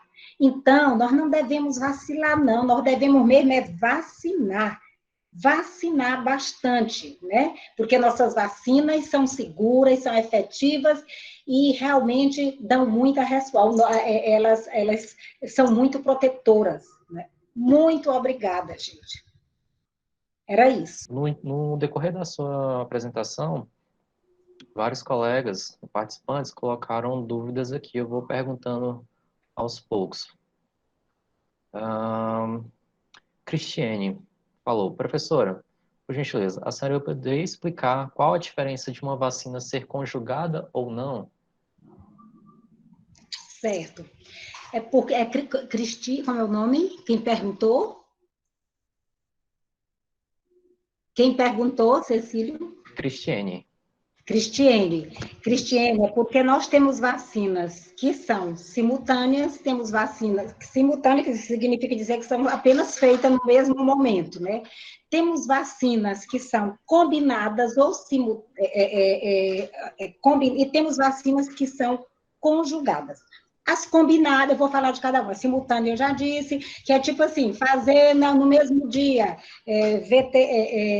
hepatite B não, que está só com BCG. Pronto, BCG e hepatite B. Pronto. Está simultânea, né? Ou então, com 2 meses de idade, faz VIP, faz com 2 meses, faz pneumo, faz penta, isso aí é vacina feita simultaneamente. Combinada, quando no mesmo frasco você reúne mais de um tipo de vacina. Penta, que tem 5 vacinas ali, né? Tetra, que tinha 4 vacinas, tetraviral, que tem 4 vacinas, VTV, que tem 3 vacinas. Essa daí, né, são vacinas combinadas. E a conjugada é aquela que ela usa a proteína da cápsula de um outro agente infeccioso, ou então uma toxina de outro agente infeccioso, para aumentar o poder imunogênico dela, como é o caso das vacinas de polissacarídeo. A vacina pneumocócica, a vacina meningocócica, ela não daria os testes dessa vacina, parece que ficaram em torno de 65%, 70% no máximo. quando não conjugadas. A partir do momento que foi conjugada a cápsula da a proteína da cápsula da Neisseria, né, que foi conjugada lá com a pneumocócica, aí a proteção sobe para 95, 90 e tantos por cento. Então, é isso aí, você aumenta o poder imunogênico daquela vacina, introduzindo um pouquinho da proteína de um outro agente infeccioso. Aí ela fica conjugada com outro. Obviamente que você não está sendo protegida contra aquele outro agente infeccioso, porque é uma quantidade muito pequena e irrisória, só mesmo para ativar mais aquela vacina. Perfeito, professora. A Maíris Lisboa fez um comentário. Professora, nós teríamos uma queda em matrículas, isso eu acho que ela estava referindo à questão de se avaliar a possibilidade jurídica, os meios jurídicos, né, para que de obrigar a vacinação da vacinação, né? E aí ela colocou, professora, nós teríamos uma queda em matrículas, existe uma campanha que induz os pais a não vacinar suas crianças. Essas campanhas estão aos poucos se fortalecendo. Realmente, infelizmente, isso como a senhora mesmo falou, enquanto mundo parece mais exacerbado e tem evoluído na nossa realidade, enquanto Brasil também, não é? Com certeza. Como eu falei, obrigar nunca foi o melhor caminho, né? Nunca foi o melhor caminho. Na verdade, o melhor caminho seria pela educação. Mas até chegar lá, demora demais, as doenças vão recrudescer aqui dentro, vai acontecer tudo isso. Então, é por isso que eu falei que realmente tem muitos países, por exemplo, o Uruguai, esse que eu estava conversando hoje, é obrigado. Lá a criança não se matricula sem o cartão com o esquema vacinal preconizado pelo programa de lá, todo completo. Não se matricula. Então, eu não acredito que os pais fossem deixar de vacinar as crianças se isso fosse junto com uma boa orientação. É por isso que se recomenda, né, que cientistas, que profissionais da área de saúde, que outros, né, gestores, etc., que façam campanhas maciças sobre os benefícios da vacina, porque os movimentos anti-vacina, eles não estão indo lentamente, não, eles estão em passos galopantes mesmo. Quando eu falei dessa história de 500 websites, isso não é brincadeira, olha só, o presidente da Sociedade Americana de Pediatria, ele fez um documento para o Google, fez outro para o Facebook e outro para o Pinterest, pedindo colaboração nesse sentido, de que eles evitassem a propagar tantas notícias falsas com relação às vacinas e passassem a ajudar na divulgação de notícias positivas sobre elas. Porque esses movimentos estão crescendo, muito, muito, muito, porque hoje todo mundo quase tem um celular com acesso, né, com acesso ao Google e tudo, abre lá o WhatsApp, abre, o Facebook é dono do WhatsApp, é dono do Instagram, então o Google como é? O Google tem o que é que ele é dono, gente? Que está dentro do Google. Minha gente, que a gente esqueci aqui da internet, que a gente lança o YouTube, pronto, pelo amor de Deus, do YouTube. Tá, o YouTube tá cheio de notícias inverídicas, enganosas, notícias falsas, notícias errôneas com relação a isso. Então, os pais, alguém respondeu aqui, YouTube, antes de eu ver, eu lembrei, mas ótimo, obrigada. Então, muitos pais recorrem ao YouTube, recorrem ao WhatsApp, ao Facebook, etc., para se orientar com relação a vacinas. Aí chegam exatamente onde só tem propaganda anti-vacina. E aí, então, não tem propaganda lá, uma propaganda maciça, falando dos benefícios, falando positivamente das vacinas. Se tivesse, esse movimento anti-vacina não tinha ganhado tanto corpo como está ganhando, né? O Brasil ainda é muito menor do que em outros países que são bem desenvolvidos, mas aqui já está sendo preocupante. Tanto o movimento anti, que é totalmente contra a vacina, quanto o movimento de hesitação vacinal, esse que eu acabei de falar aí, que ele chega até a recusar a vacina, mas também tem a questão do atraso vacinal, que eles ficam atrasando para não sobrecarregar o sistema imunológico das crianças, achando que isso é verdade. Se um neonato tem condição de responder, até no útero materno, ele tem condição de responder a estímulos antigênicos aí. Imagina se a criança, ao nascer, não tem condição de receber as vacinas previstas, né, no calendário. Justamente, professora. Um outro comentário também a respeito da questão da vacinação e relacionada à escola. A Clarice mencionou, né, a questão do programa Saúde na Escola, que contribui com essa avaliação dos esquemas vacinais das crianças nas escolas. Isso é uma importante iniciativa do programa e que precisa ser otimizado, né, para que possa contemplar ainda mais e partir também para as unidades escolares ao qual não está sendo contemplado. Né? Concordo plenamente. É isso mesmo, isso aí é um dos caminhos, né? Um paciente em tratamento de câncer pode tomar vacina DT após quanto tempo da conclusão do tratamento? Na verdade, Clarice, as vacinas vivas é que o paciente tem que realmente adiar por no mínimo 3 meses. Melhor ainda é que adie por mais tempo. Porém, as vacinas que são inativas, embora elas possam não causar nenhum outro problema, nenhum efeito, mas o que acontece é de não dar resposta, né? Então, a pessoa pensa que está imunizada e não está. Esse é o problema, né? Por que chegaram a angariar tantos partidários, né, Hugo? Exatamente por isso, porque está solto no Instagram, está no Facebook, está nos WhatsApp, está lá no YouTube, está lá em todo lugar que ele abre. Tem gente com explicações de todos os tipos. Se a pessoa não tem muito referencial para aquilo, não tem muitos elementos para analisar aquilo, ele vai naquela onda. Veja que não tem nenhum de nós colocando muitas coisas no YouTube, no Instagram, não sei onde, sobre o benefício da vacina. Você não anda vendo. Nós, profissionais que conhecemos e que defendemos e que queremos que as vacinas continuem, nós não estamos lá fazendo esse trabalho, então a gente devia estar. O que acontece muito é de oportunidades perdidas de vacinação, é de contraindicação indevida de vacina, né? Da pessoa chegar e o médico dizer, não precisa tomar não, por isso e por isso, você já tomou, você... Então, se ele não está muito ciente do esquema e tudo, a melhor coisa seria encaminhar para a sala de vacina, aquela criança, né?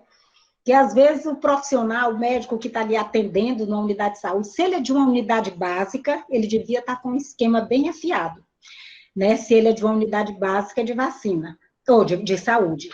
Mas mesmo que ele, em sendo de uma unidade, não esteja com essa vacina em dia na cabeça dele, com o esquema de vacinação, pois ele encaminhe para a sala de vacina, para não perder essas oportunidades.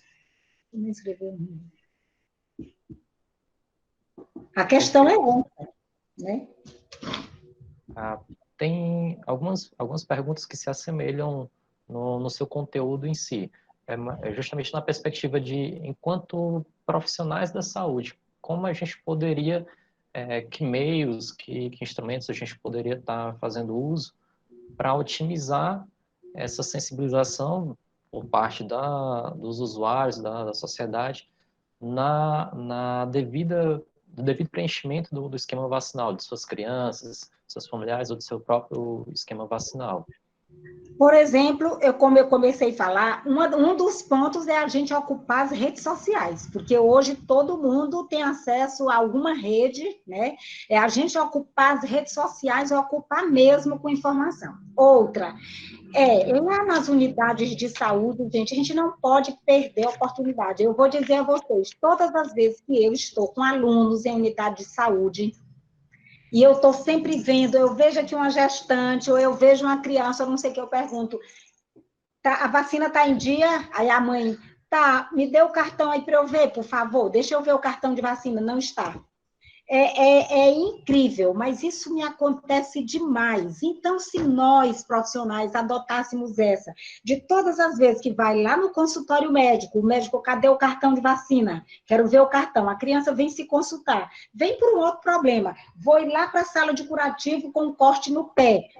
Cadê o cartão de vacina? Pessoa lá da sala de curativo.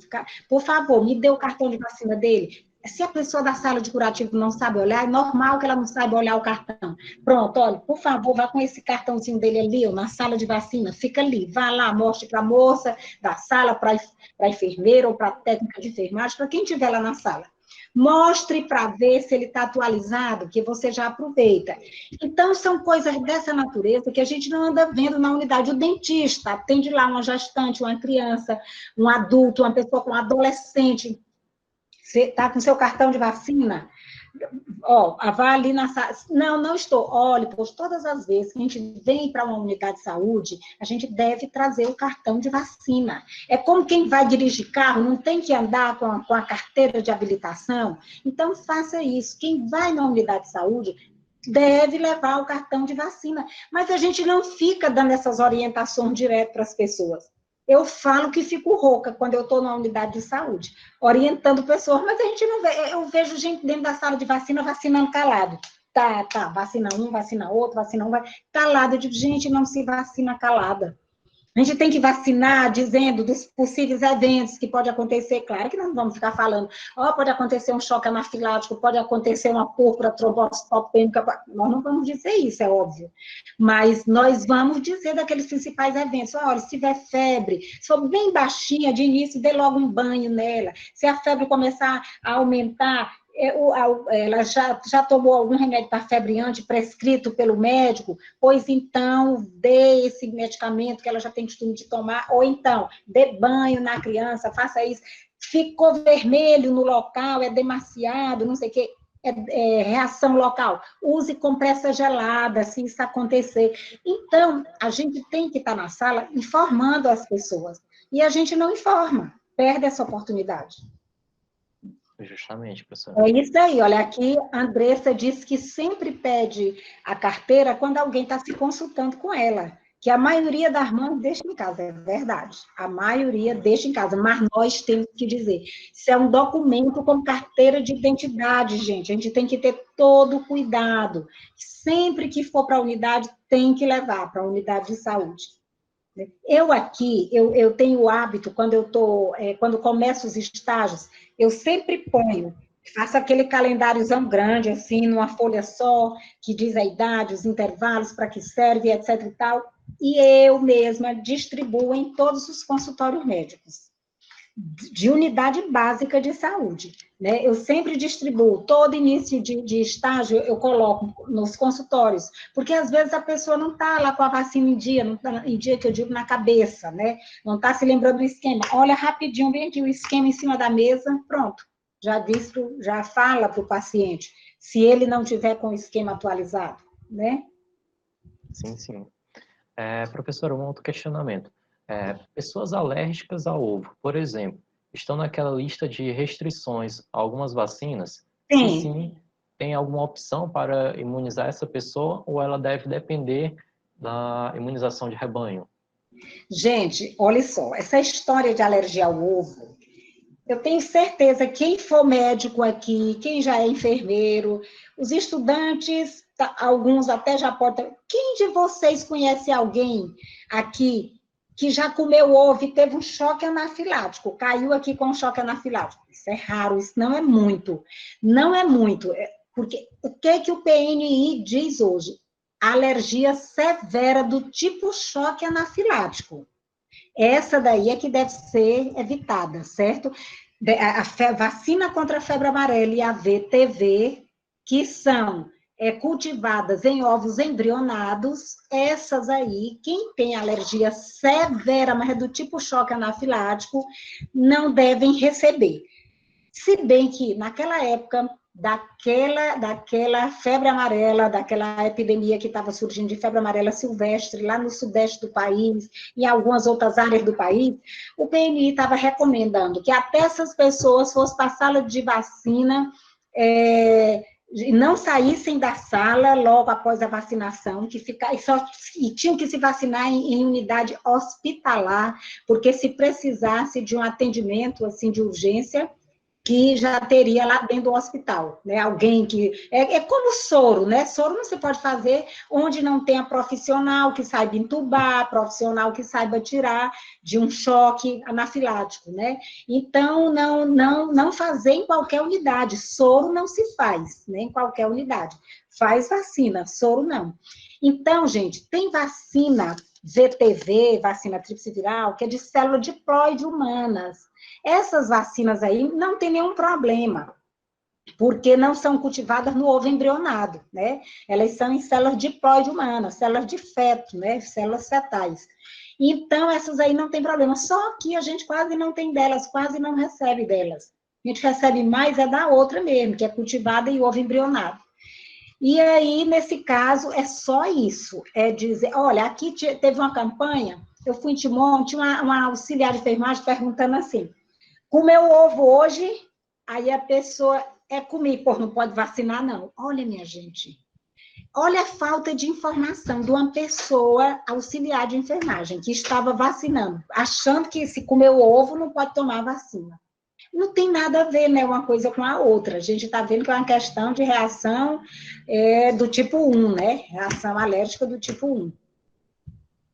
Mas é isso, tem esse caminho de vacina com célula diploide, que o PNI oferecia, mas ultimamente ele não tem comprado vacina diploide.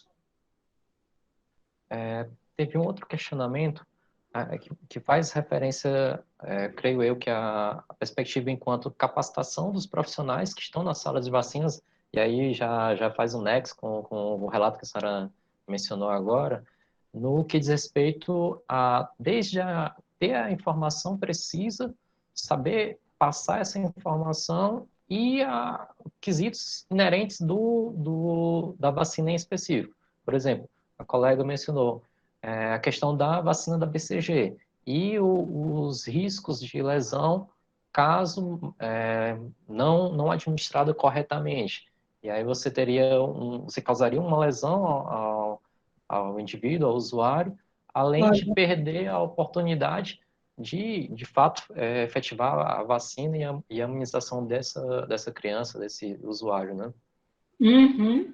Olha, ultimamente o cuidado com BCG tem sido muito grande. Por exemplo, eu ia para os estágios, os meus alunos todos que estavam comigo era quem fazia os BCGs em todo mundo, eu com meu acompanhamento, eu ali do lado, vacinando junto com o aluno. Então, a gente ia para a maternidade Evangelina Rosa, porque era muito maior o número de crianças, né, nascidas ali naquele dia, e nas maternidades, enfim, né, lá no Buenos Aires. E aí, para quem não conhece, aqui em Teresina, a maternidade Evangelina Rosa é a maior maternidade pública de referência, né, no estado. Então, eram 40 partos, assim, 50 partos num dia, né? Então, eram muito meninos, aí a prática, os meninos adquiriam mais rápido. Hoje não pode. O PNI não aceita que aluno faça vacina BCG. Ele não pode de jeito nenhum fazer. Então, para fazer BCG, a pessoa tem que ter sido mesmo aferida na técnica. O PNI diz que tem que fazer no mínimo 50 BCGs com acompanhamento para poder ir vacinar. No mínimo, né? Então, ela hoje já se corre menos riscos por conta disso aí, né? Mas, na verdade, tem que ser um treinamento bem especial. Eu já dei diversos na minha vida sobre BCG, né? Diversos treinamentos. Porque a técnica é meio chatinha, né? Então, a gente tem que ter muito cuidado para evitar. Uma cautela maior, né? Muita Justamente, cautela, professor. muita. Um outro Pode questionamento causar do úlceras. Florisvaldo Dias. Ele perguntou, já puxando para a questão da fase de testes clínicos, como é o nosso contexto atual enquanto mundo das vacinas contra a Covid-19. Ele pergunta, o placebo, no caso da vacinação contra o coronavírus, não é perigoso? Haja vista que há pessoas do grupo de risco, então, nesse caso, terá ou não placebo nessa vacinação? Quando houver. Eu creio... Se a senhora quiser, eu posso até fazer um breve comentário também. Pode fazer, pode fazer. Eu faço que depois eu faço. Pronto. No que diz respeito a esses testes, pelo menos até os quais estive acompanhando os informes e os noticiários, ou está utilizando uma substância inerte, né? O que é o placebo, o que é isso? É uma substância inerte que ela nem vai causar dano e nem vai causar benefício àquela pessoa que está sendo administrada, ou vai ser feito um imunobiológico, uma vacina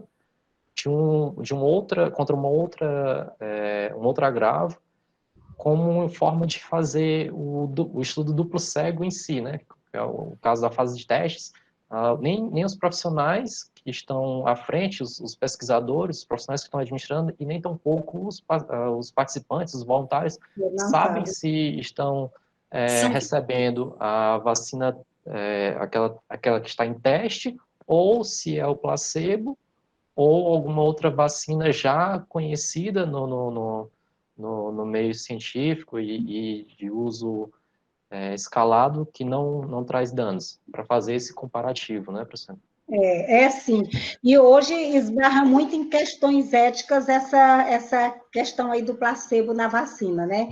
Que a pessoa vai se vacinar achando que pode estar achando que está recebendo a vacina, na verdade deveria estar recebendo a vacina, né? Aí está recebendo um placebo, não vai ficar protegida, mas também o placebo, ele em si não vai causar nenhum dano, é como o Cecílio disse mesmo, né? Que ninguém não vai pegar nenhuma substância danosa, vai fazer mesmo qualquer água destilada aí, qualquer coisa aí nesse sentido, como se fosse a vacina, né? Isso. Nós Aí, estamos... já, só encerrando um pouquinho, já para não ocupar tanto do seu tempo, professora.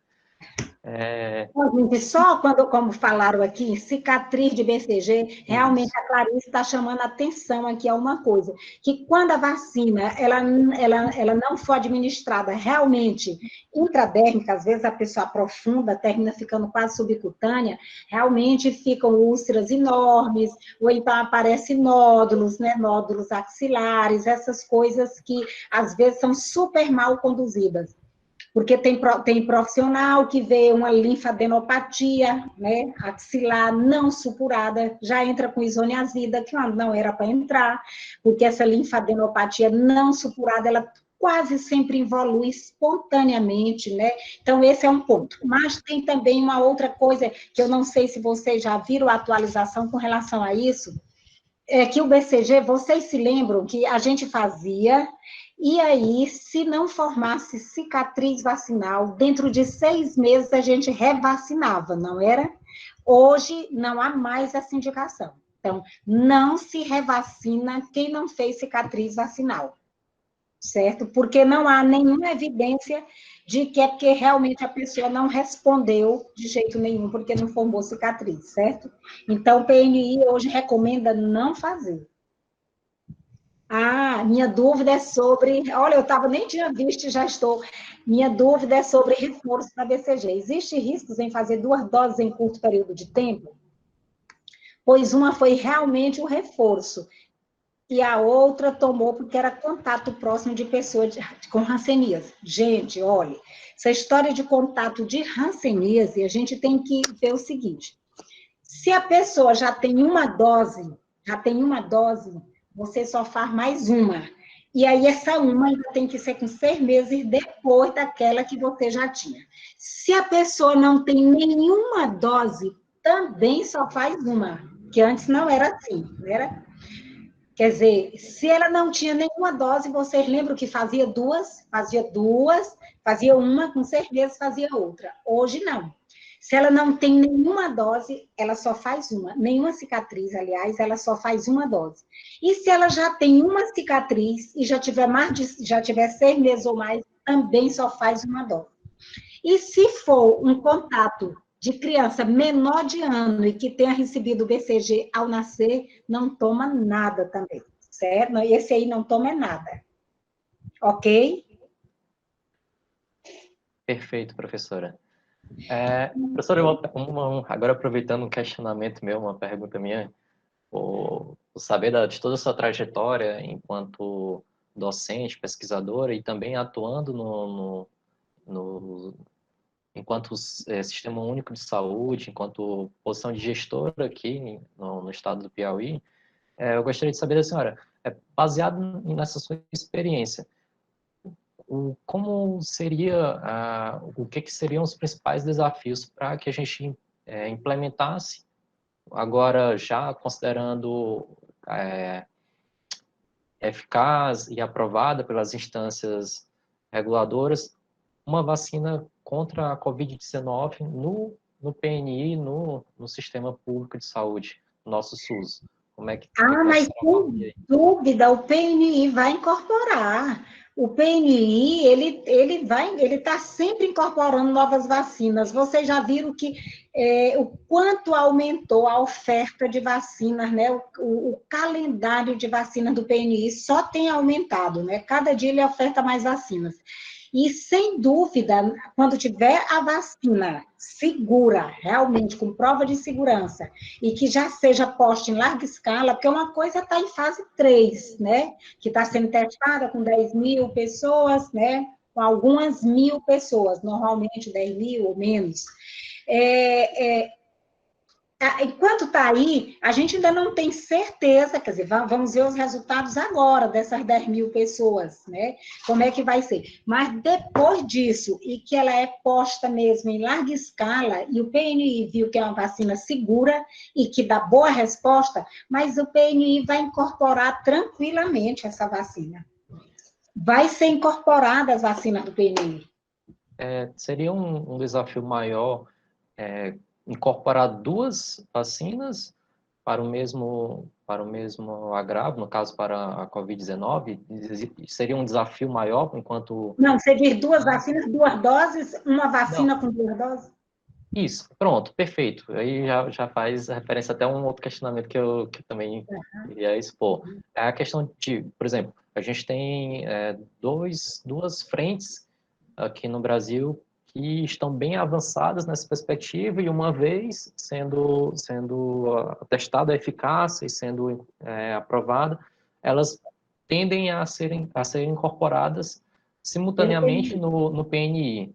E aí isso traria para o sistema um desafio maior enquanto capacitação da equipe e as suas particularidades, peculiaridades em si?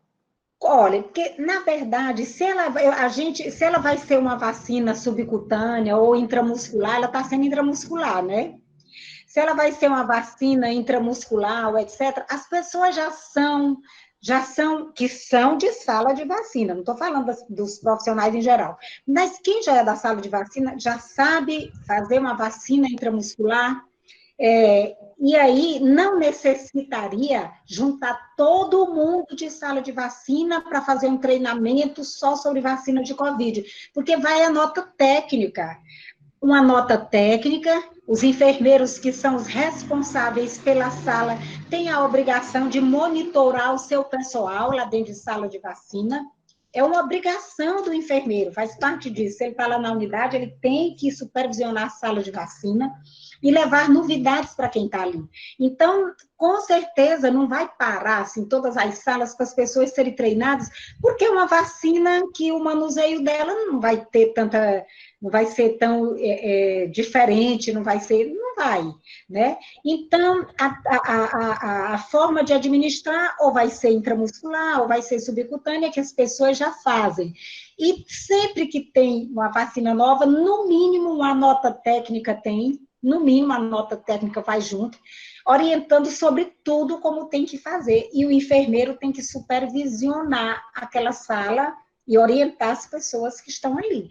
Vai ser um custo maior, é claro, para o PNI, né? Porque mais uma vacina no nosso cardápio aí, né? Mas vai ser um custo muito menor, por outro lado, que vai custar bem menos vida, né? As pessoas vão deixar de morrer, com a graça de Deus, essa vacina sai logo, né? Para ver se para de morrer tanta gente de Covid, e também porque não vai ter tanto tratamento para Covid. Então, se é de gastar tratando este povo que vai adoecendo, é melhor prevenir, né? Investir o recurso na vacinação. Então, o enfrentamento grande é o que nós estamos tendo agora, né? E, Sérgio, eu até já respondi, eu não sei se você se sentiu contemplado, o Sérgio está colocando aqui, quando se toma a vacina BCG e não fica cicatriz vacinal tradicional, é necessário tomar novamente? Não é mais. O PNI hoje recomenda não fazer mais. Não formou cicatriz, não é para repetir. Que não significa dizer que é porque a pessoa não respondeu. Vários estudos dizem isso. Então, não tem nenhuma evidência clínica que feche isso, dizendo que é porque não respondeu. Por isso, não se toma novamente. Hoje, não. Perfeito, professora. Mas é isso. Inúmeros questionamentos, creio eu que a gente tenha sanado, tenha discutido em sua maioria. Me peço desculpas se porventura não vi um ou outro que esteja no chat e aí acabou passando por despercebido. Reitero os inúmeros agradecimentos, os inúmeros reflexões positivas, bem como a aceitação e a parabenização mesmo por parte da grande maioria dos participantes com a sua apresentação. Tá, gente, então o prazer foi meu de estar aqui, eu espero ter trazido alguma contribuição mesmo, né? Estou aqui à disposição, eu adoro vacinas, às vezes eu não sou imunologista, mas eu também dou muita aula sobre imunologia aqui, né? Sobre a parte de imunológica. Há mais ou menos um ano atrás, a gente fez o curso de medicina, que promoveu, saiu de lá do departamento mesmo de medicina comunitária, um curso sobre vacina envolvendo eventos adversos, a parte de imunologia, não sei o quê, e eu estava lá treinando, né, o pessoal, que eles foi um treinamento aberto, não só para a universidade, mas para as pessoas também da rede de saúde. E aí eu estou sempre treinando, né, dando treinamento de vacinas, porque eu adoro vacina. Então é isso, gente, muito obrigada, fiquem com Deus,